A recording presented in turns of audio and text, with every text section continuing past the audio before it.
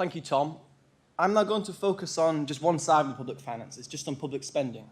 And I'm going to focus particularly on spending on public services. The government spends an awful amount of money on our behalf, about 800 billion last year in current prices. And about 40% of that goes on what we call resource departmental expenditure limits, which you can think of broadly as day-to-day spending by departments on delivering and administering public services. A further 6% goes on capital spending by those departments, on things like investment. And those two grey parts of the pie are going to be the focus of my presentation this morning. A further 27.5% goes on social security, and I will touch on that later, but I won't be talking about the rest. So where do we stand on public service spending? Back in autumn 2015, the government held a spending review which set plans for the 4 years up to and including next year, 2019-20. And those plans imply next year that there are planned cuts of about 4 billion to departments outside of health and social care, international development and defence. So those other unprotected areas are facing about 4 billion of cuts to their day-to-day spending next year. The Chancellor said back in his spring statement in March that he's going to set a firm overall path for public spending for the years beyond 2020. But he also, in his spring statement, set a provisional path for public spending right up to 22-23. And those deficit reduction plans that Tom talked about are predicated on those provisional spending totals. The Chancellor said that after he set the overall, what we call spending review envelope, essentially decided how much he wants to spend, he'll then divide it up next year and set detailed departmental allocations at the spending review. We don't yet know which years will be covered by that spending review. In the past, those reviews have covered as few as 1 year and as many as 4 years. Our analysis is going to assume that he sets 3 years of departmental spending plans to take us through to the end of the Parliament. But he may well decide that given the uncertainty surrounding our forthcoming departure from the EU and other factors, he might feel unable to set plans for a shorter period, perhaps as little as 1 year. But regardless of the precise timing, which years are covered, and when the announcements come, the choices that Mr. Hammond faces remain fundamentally unchanged. He has to first balance, when he's deciding how much he wants to spend, balance that against the tax or borrowing required to fund it, and then when he's trying to divide it up amongst departments, he's going to have to trade off the competing demands of different ministers and different public services when he sets his priorities. But before we look ahead to what the future holds for departmental spending, we're first going to look backwards. So if we focus here on the light green line, you can see that departmental spending increased steadily over the course of the 2000s, and then has fallen sharply since 2010. So in 2018-19, spending by departments is about £42 billion lower than 2009-10 in today's prices. In the years to come, it's set to increase slightly in real terms, but continue to fall as a share of national income. But when we look within that total, we see that different parts of the budget are set to follow very different paths on the basis of those provisional plans set out in March. So everything here is now indexed. So you can see that it's 2009-10 is 100, and resource spending, or day-to-day spending, accounts for the lion's share of the total, about 86% this year. And you can see again, after rising steadily over the 2000s, it's fallen by about 8% since 2009-10. In contrast, capital spending by departments increased much more quickly in the 2000s, but then in the first few years of the coalition government, it was cut back far more sharply. It's increased gradually in the last few years, but it still lies more than 20% below its peak in 2009-10. Those provisional plans out in March suggest that resource spending will continue to fall slightly in the years to come, but capital spending is set to increase. So between 2019-20 and 22-23, which is the period we assume is going to be covered by the next spending review, day-to-day spending is set to be cut by about 2 billion, while capital spending is set to increase by more than 7 billion in real terms. As well as those provisional plans, the government's made a few pretty large spending commitments. So in June, the Prime Minister announced a 5-year funding settlement for frontline NHS services in England. That announcement set out an extra 20 billion by 2023-24 relative to 2018-19.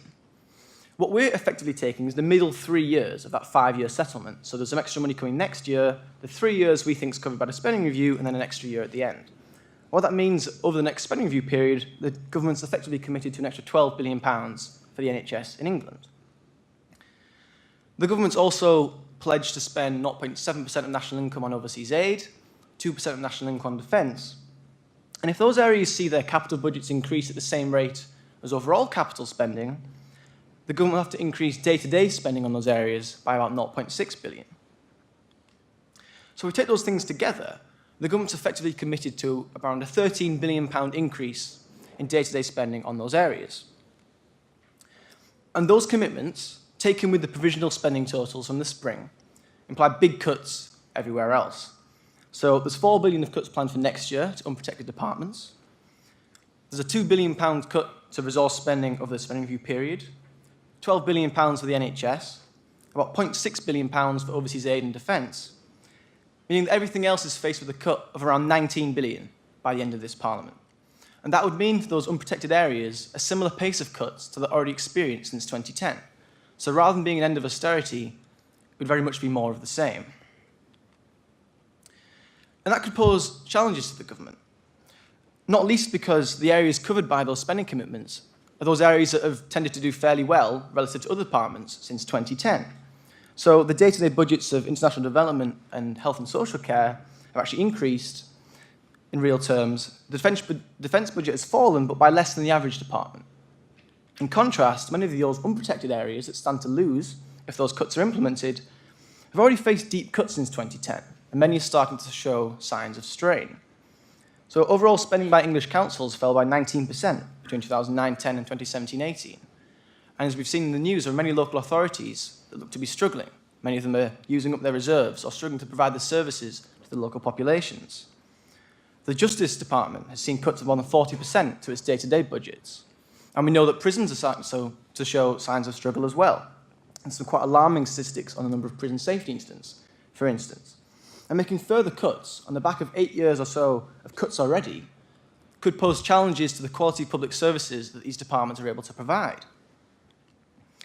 So, given that, and given the Prime Minister's stated intention that she'd like to see an end of austerity, the Chancellor may well decide to increase overall spending on public services relative to those plans that he set out in the spring.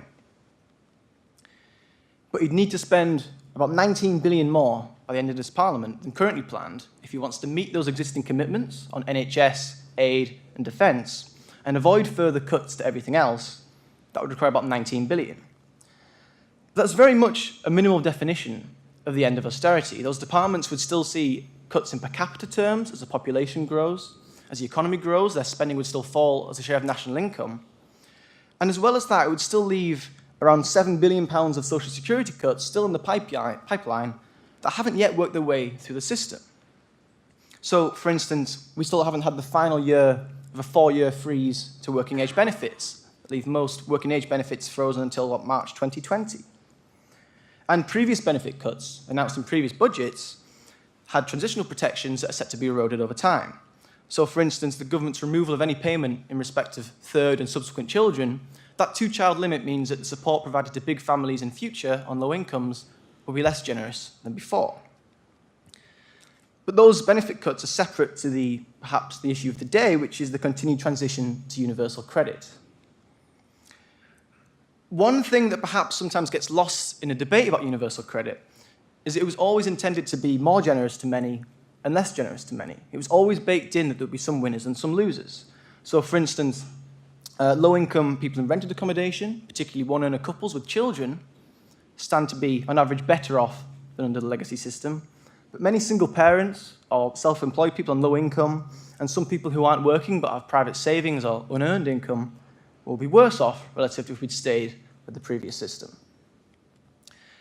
Universal credit is, on average, slightly less generous than the system it replaces, but that wasn't always intended to be the case. In 2015, when Judge Osborne announced a set of cuts to tax credits, he eventually U-turned on those cuts, but left the equivalent cuts for universal credit unchanged. So relative to the legacy system, universal credit became slightly less generous, with a long-run saving about £2.5 billion. But that's in the long run. In the short term, the government has announced transitional protections, so at the moment people move across, they won't lose in cash terms, assuming they move across successfully. Over time, as people's circumstances change and new claimants come onto the system, some of them will be worse off than had they been applying to the legacy system. At the time of writing these slides, that was scheduled to start next summer. This is a fast-moving policy area, and it looks like this morning it might have been delayed slightly. But the challenge for the government is making sure that when that point comes, whenever it comes, people are moved across as seamlessly and successfully as possible, making sure that people reapply properly and get the benefits that they're entitled to. That looks to be the greater challenge when we look at universal credit.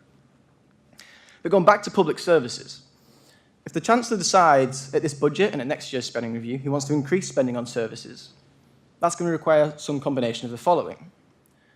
Higher borrowing would mean taking him further away from those deficit targets that Tom talked about, and it would eventually lead to higher debt.